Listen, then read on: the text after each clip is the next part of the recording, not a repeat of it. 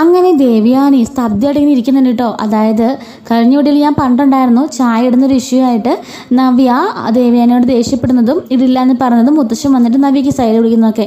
അങ്ങനെ ദേവയാനി പറയാണ്, ഇല്ല ഈ വീട്ടിൽ ഇനി എനിക്ക് യാതൊരു വിലയില്ല, ഞാനിവിടുന്ന് പോവാ. വന്ന് കയറിയ അവളുടെയൊക്കെ മുമ്പിൽ വെച്ചിട്ട് മുത്തശ്ശൻ എന്നെ അപമാനിച്ചു, എനിക്കിന്നോട് നിൽക്കണ്ട എന്ന് പറയുന്നുണ്ട്.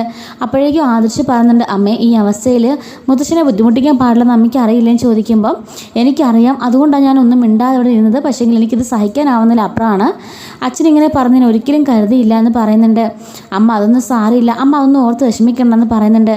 അപ്പോഴേക്കും നയന അങ്ങോട്ടേക്ക് വരുമ്പോഴേക്കും ദേവേനി പറയണ, നിന്റെ ചേച്ചി ഉണ്ടല്ലോ, അവള് ആ ഒറ്റ എടുത്തിയായി ഈ കുടുംബം മുഴുവൻ നശിപ്പിച്ച് ഈ അവസ്ഥയിലാക്കിയത്.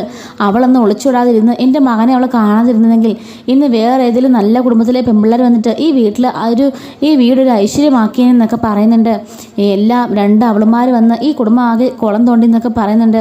അപ്പോഴേക്കും നയനൊന്നും മിണ്ടാതെ അവിടെ നിൽക്കുന്നേ ഉള്ളൂ കേട്ടോ. ജലജ പറയണം, 2 പേര് വന്ന് ഈ കുടുംബം നശിപ്പിച്ചെന്ന് പറഞ്ഞാൽ മതിയല്ലോ, ഞങ്ങളുടെ ചേച്ചിയോട് ഞങ്ങൾ പോലും ഇന്നേ വരെ ഒന്നും പറഞ്ഞിട്ടില്ല. അവൾ വന്ന് തുള്ളിയിട്ട് പോയത്, എന്നിട്ട് അച്ഛനും അതിന് സൈഡ് പിടിച്ചു എന്നൊക്കെ പറയുന്നുണ്ട്. അപ്പോഴേക്കും ആദർശ് പറയാണ്, 2 പേരും ഒന്ന് പതുക്കെ പറ, മുത്തശ്ശൻ്റെ ചെവിയിൽ ഒന്നും വീഴാൻ പാടില്ല. അച്ഛൻ്റെ ഇപ്പോഴത്തെ അവസ്ഥ എന്താണെന്ന് 2 പേർക്ക് നന്നായിട്ട് അറിയാമല്ലോ. മുത്തശ്ശൻ്റെ മനസ്സ് വിഷമിച്ചാൽ പിന്നെ അവസ്ഥ നമുക്ക് അറിയില്ലെന്ന് പറയുന്നുണ്ട്. അപ്പം ദേവേനി പറയാണ്, മോനെ ഈ അപമാനം സഹിച്ച് എനിക്കിവിടെ നിൽക്കാൻ വയ്യ. അമ്മ ഇവിടുന്ന് പോയിക്കോട്ടെ എന്ന് ചോദിക്കുമ്പം അമ്മ എവിടെ പോകാനും ചോദിക്കുകയാണ്. അമ്മയുടെ വീട്ടിലേക്ക് പോയിക്കോട്ടെ എന്ന് ചോദിക്കുമ്പോൾ ആദർശ് പറയാണ്, അമ്മയുടെ വീട്ടിലേക്ക് അമ്മ കയറി ചെല്ലുന്ന നിമിഷം അമ്മ കേൾക്കുന്ന വാർത്ത എന്ന് പറഞ്ഞത് നമ്മുടെ മുത്തശ്ശനെ ലോകത്ത് പോലും ഇല്ല എന്നതായിരിക്കും. അത് അമ്മയ്ക്ക് കേൾക്കണമെന്ന് ചോദിക്കുമ്പം ആദർശ് എന്ന് വിളിക്കുമ്പം അത് അമ്മ പറഞ്ഞത്, ആ മുത്തശ്ശൻ്റെ അവസ്ഥ ഇപ്പോൾ വളരെ മോശം, അതുകൊണ്ട് ദയവ് ചെയ്ത് എൻ്റെ അമ്മയൊന്നും പ്രതികരിക്കേണ്ട, അതിനൊക്കെ നമുക്ക് അവസരം വരും എന്ന് പറയുന്നുണ്ട് കേട്ടോ. അങ്ങനെ ദേവയാനി സങ്കടപ്പെട്ട് അവളുടെ മുറിയിലേക്ക് പോകുന്നുണ്ട്. അങ്ങനെ ദേവയാനി അവളുടെ മുറിയിൽ പോയിട്ട് സങ്കടപ്പെട്ടിരിക്കുമ്പോഴേക്കും അങ്ങോട്ടേക്ക് ജയൻ വരുന്നുണ്ട്. ജയൻ വന്നപ്പോഴേക്കും ദേവയാനി നടന്ന കാര്യങ്ങളൊക്കെ പറഞ്ഞ് പൊട്ടിക്കരയുന്നുണ്ട്. അപ്പോഴേക്കും ജയൻ പറയാണ്, ദേവയാനി നീ ഒന്നുകൊണ്ടും വിഷമിക്കണ്ട, നിനക്ക് സംഭവിച്ച തെറ്റെന്തെന്നറിയാമോ? ഈ വീട്ടിലേക്ക് വന്ന് കയറിയപ്പോൾ തന്നെ ഈ വീടിന് സർവാധികാരവും എൻ്റെ അമ്മ നിൻ്റെ കയ്യിൽ ഏൽപ്പിച്ച് ഇവിടുന്ന് മാറി നിന്നു. നിനക്ക് വന്ന് കയറുന്ന മരുമകൾക്ക് എല്ലാം കിട്ടട്ടെ എന്ന് ഓർത്തിട്ട്. അപ്പോൾ നിനക്ക് അതിൻ്റെ കുറച്ച് അഹങ്കാരവും തലക്കനവും ഒക്കെ ഉണ്ടായിരുന്നു. ബാക്കി വന്ന് കയറി ജലജയും ജാനകിയൊക്കെ നിന്നെ അനുസരിച്ചപ്പോൾ നിനക്ക് അതിനും വലിയ ഇതായിപ്പോയി. പക്ഷേ ഇപ്പോഴത്തെ കാലത്തെ പെൺകുട്ടികളും വന്ന് കയറുന്ന മരുമക്കളും അങ്ങനെ തന്നെ നിൽക്കണം എന്നുള്ളത് നിൻ്റെ ശാഠ്യമല്ലേ? നീ പറഞ്ഞതനുസരിക്കും അബിയും അനിയും ആദർശവും ഒക്കെ. പക്ഷെ അതുപോലെ വന്ന് കയറി അവരുടെ ഭാര്യമാരനുസരിക്കണമെന്നുണ്ടോ? അപ്പോൾ നീ നിൻ്റെ ഭാഗത്തു നിന്ന് കുറച്ച് ചിന്തിച്ച് നോക്കണം. അത് മാത്രമല്ല, ഇന്നേ വരെ അച്ഛൻ പറഞ്ഞ പോലെ നീ അടുക്കളയിൽ കയറി എന്തെങ്കിലുമൊക്കെ പാചകം ചെയ്തിട്ടുണ്ടോ? അതുപോലെ മുറ്റത്ത് കോല ഇട്ടിട്ടുണ്ടോ? എന്തെങ്കിലുമൊക്കെ ചെയ്തിട്ടുണ്ടോ? പിന്നെ അവർ ചെയ്യണം നീ നിർബന്ധം പിടിച്ചാൽ അവർ എന്താ ചെയ്യേണ്ടതെന്ന് ചോദിക്കുകയാണ്. ഓഹോ, അപ്പം ജയേട്ടനും എന്നെ കുറ്റപ്പെടുത്തുകയാണല്ലേ, ഞാനൊന്നും ചെയ്യാത്തവളാണല്ലേ എന്നൊക്കെ ചോദിക്കുമ്പോഴേക്കും ജയൻ പറയാണ്, ഇത്രയും വലിയ കുടുംബത്തിലേക്ക് വന്നിട്ട് ജോലി ചെയ്യണം എന്നുള്ളത് ആർക്കും ആവശ്യമില്ലാത്ത കാര്യമാണ്. ഇവിടെ ജോലിക്കാരിയുണ്ട്, ഒരാൾ പോരെങ്കിൽ 2 പേരും നമുക്ക് ഇവിടെ അപ്പോയിൻമെൻറ്റ് ചെയ്യാം എന്ന് പറയുന്നുണ്ട്. എന്നിട്ടും നിൻ്റെ വാശി കൊണ്ടല്ലേ ആ പാവം നായന് അടുക്കളയിൽ കിടന്ന് കഷ്ടപ്പെടുന്നത്.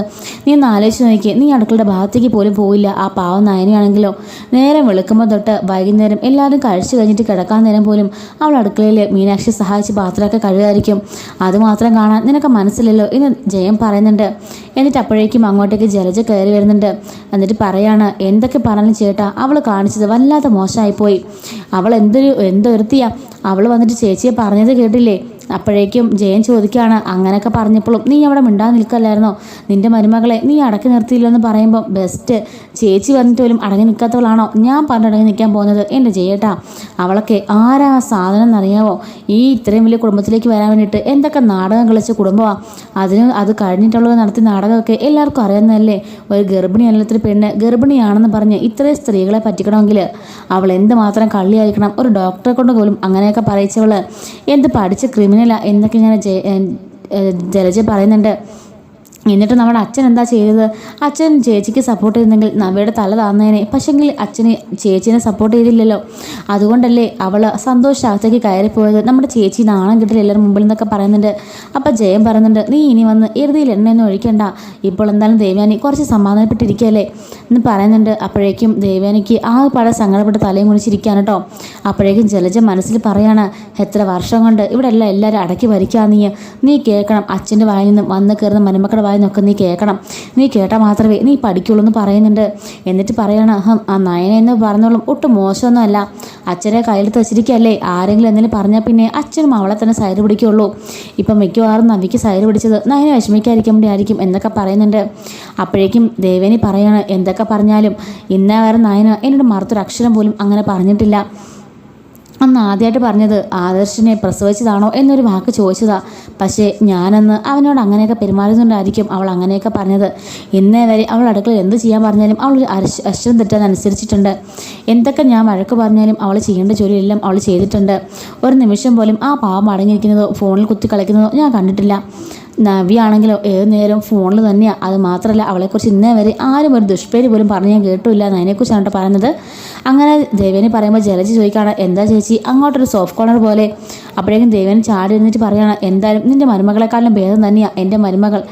നവ്യ അങ്ങാണം എൻ്റെ മകൻ്റെ ഭാര്യയുടെ വന്ന് ആലോചിച്ച് നോക്കി. എൻ്റെ ഈശ്വര, അന്നങ്ങാണം നിൻ്റെ മകൻ നവ്യനെ അടിച്ചുകൊണ്ട് പോവാതിരുന്നെങ്കിൽ എൻ്റെ മകനായിരുന്നേനെ അവളെ താലി കെട്ടിയിരുന്നത്. എന്നിട്ട് അവളെ ഞാൻ സഹിക്കേണ്ടി വന്നേനെ. ഹോ, അതെനിക്ക് ആലോചിക്കാൻ കൂടി വയ്യ. ഈ അവസ്ഥയിലൊക്കെ നവ്യ എന്തൊക്കെ അഹങ്കാരങ്ങൾ കാണിച്ചു കൂട്ടിയേനെ. നയനി ആയതുകൊണ്ട് ഞാൻ പറഞ്ഞതെല്ലാം കേട്ട് ഒന്നും മിണ്ടാതെ അവൾ എല്ലാ ജോലികളും ചെയ്യുന്നു. എന്നിട്ട് ദേവ്യാനി പറയാണ്, എന്തായാലും എൻ്റെ ആദർശമോനെ കിട്ടിയ നിധി തന്നെയാണ് നയന എന്ന് പറയുന്നുണ്ട് കേട്ടോ. അപ്പോൾ ഇതെല്ലാം നയന പുറത്തുനിന്ന് കേട്ട് വളരെ സന്തോഷത്തോടെ നിൽക്കുന്നുണ്ട് കേട്ടോ. മുത്തശ്ശനും മുത്തശ്ശിയൊക്കെ കേൾക്കുന്നുണ്ട്. എന്നിട്ട് ദേവേനി പറയാണ്, എന്തൊക്കെ പറഞ്ഞാലും അവളുടെ കഴിവെല്ലാം ഈ നവ്യയ്ക്ക് കിട്ടിയിട്ടുണ്ടോ. നയന ഓരോ ഡിസൈൻ ചെയ്യുന്നത് എന്ത് ഭംഗിയായിട്ടാണ്.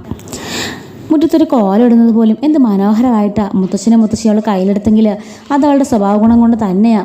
ആർക്ക് വേണ്ടിയും എന്തും ചെയ്യാനുള്ള മനസ്സുകൾക്കൊണ്ട് അവളുടെ അമ്മ അച്ഛനെ സഹായിക്കാൻ വേണ്ടിയിട്ട് എന്തൊക്കെ എതിർപ്പുകൾ താണ്ടിയാണ് അവളിവിടുന്ന് പോയിട്ടുള്ളത്. പക്ഷെ നിൻ്റെ മരുമകളുടെ കാലം ആലോചിച്ച് നോക്കിയേ, വിവാഹം കഴിഞ്ഞിട്ട് ഇത്രയും കാലമായി ആ വീട്ടിലേക്കൊന്ന് പോവോ അവരൊന്ന് വിളിക്കുവോ എന്തെങ്കിലും അവൾ ചെയ്തിട്ടുണ്ടോ.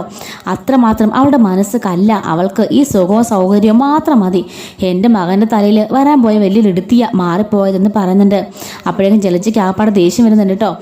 ആ നശിച്ചവളെ എത്രയും പെട്ടെന്ന് നീ പുറത്താക്കും എന്നൊക്കെ പറയുന്നുണ്ട്. അപ്പോഴേക്കും ജയൻ പറയുന്നുണ്ട്, നിങ്ങൾ പറഞ്ഞ പോലെ എടുത്തു കളയുന്നത് പൂച്ചയോ പട്ടിയൊന്നും അല്ല, അതൊരു മനുഷ്യജീവിയാണ്. നിൻ്റെ മകൻ്റെ ഭാര്യ എന്തായാലും അവൻ ചെയ്ത തെറ്റിന് അവൻ അനുഭവിച്ചേ പറ്റുള്ളൂ. ആദർശിനേക്കാളും താൻ വലുതാണെന്നും ആദർശം കിട്ടാൻ പോകുന്ന പെണ്ണ് എൻ്റെ ഭാര്യ ആയിരിക്കണമെന്ന് ആഗ്രഹിച്ചത് അവനല്ലേ, അതുകൊണ്ട് അവന് ദൈവം കൊടുത്ത ശിക്ഷ തന്നെയാണ് നവ്യ എന്ന് പറയുന്നുണ്ട് കേട്ടോ. അപ്പോഴേക്കും എന്നിട്ട് ജയൻ പറയാണ്, എന്തായാലും ദേവയാനി നീ ഇപ്പോഴെങ്കിലും നയനെ മനസ്സിലാക്കിയല്ലോ, അവൾ അംഗീകരിച്ചല്ലോ, അത് മാത്രം മതി എന്ന് പറയുമ്പോഴേക്കും ദേവേനി പറയാണ്, എൻ്റെ മനസ്സിൽ അവളെക്കുറിച്ചുള്ള കാര്യങ്ങൾ ഞാൻ പറഞ്ഞത് എന്ന് വെച്ചാൽ അവളെ സ്നേഹിക്കാനൊന്നും പോകുന്നില്ല. അവൾ നല്ല മരുമകൾ തന്നെയാണ്, അവൾ നല്ല പെൺകുട്ടി തന്നെയാണ്, അവൾ നല്ല കഴിവുള്ളവളാണ്, അവൾ ദൈവഭക്തി ഉള്ളവളുമാണ്. എൻ്റെ മകനെ പൊന്നുപോലെ നോക്കുകയും ചെയ്യും. പക്ഷെങ്കിൽ അവളും അവളുടെ അമ്മയും അവളുടെ ചേച്ചിയും ചെയ്ത ക്രൂരതകളൊന്നും എനിക്കൊരിക്കലും മറക്കാൻ സാധിക്കില്ല. അതുകൊണ്ട് തന്നെ അവളെ ഞാൻ ഒരിക്കലും അംഗീകരിക്കാനൊന്നും പോകുന്നില്ല. അവളുടെ സ്വഭാവം ഞാൻ പറഞ്ഞേ ഉള്ളൂ. നവ്യേക്കാളിലും ഭേദം നയനയ, അങ്ങനെ ഞാൻ പറഞ്ഞതേ ഉള്ളൂ എന്ന് പറഞ്ഞാൽ ദേവിയോട് ദേഷ്യപ്പെട്ടിരിക്കുന്നുണ്ട് കേട്ടോ. അപ്പോഴേക്കും വീണ്ടും നയന സങ്കടപ്പെട്ടുകൊണ്ട് അങ്ങോട്ടേക്ക് പോവാണ്. അപ്പോഴേക്കും മുത്തശ്ശനും പറയുന്നുണ്ട്, നയന ഇത്രത്തോളം എല്ലാവരും മുമ്പിൽ വെച്ച് അവളിങ്ങനെ പറഞ്ഞില്ലേ വിട്ടുതീർന്ന്, നീ നല്ലവളാണെന്നും അതുപോലെ തന്നെ കഴിവുള്ളവളാണെന്നും നിൻ്റെ ഭർത്താവിനെ സ്നേഹിക്കുന്നവളാണെന്നും പൊന്നുപോലെ നോക്കുന്നവളാണെന്നൊക്കെ.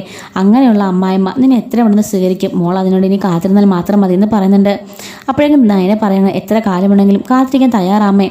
എന്ന് വെച്ചാൽ ആദർശേട്ടൻ്റെ അമ്മ എന്നെ അംഗീകരിക്കുന്നോ അന്ന് മാത്രമേ ആദർശേട്ടനും എന്നെ അംഗീകരിക്കുകയുള്ളൂ എന്ന് നയനെ പറഞ്ഞിട്ടുണ്ട് കേട്ടോ. ഇതുപോലെ വരാനിരിക്കുന്ന എല്ലാ സ്റ്റോറീസും നമ്മുടെ ചാനൽ അപ്ലോഡ് ചെയ്യുന്നതായിരിക്കും. മിസ്സാതിരിക്കാൻ ചാനൽ സബ്സ്ക്രൈബ് സപ്പോർട്ട് ചെയ്യണേ. Thanks for watching.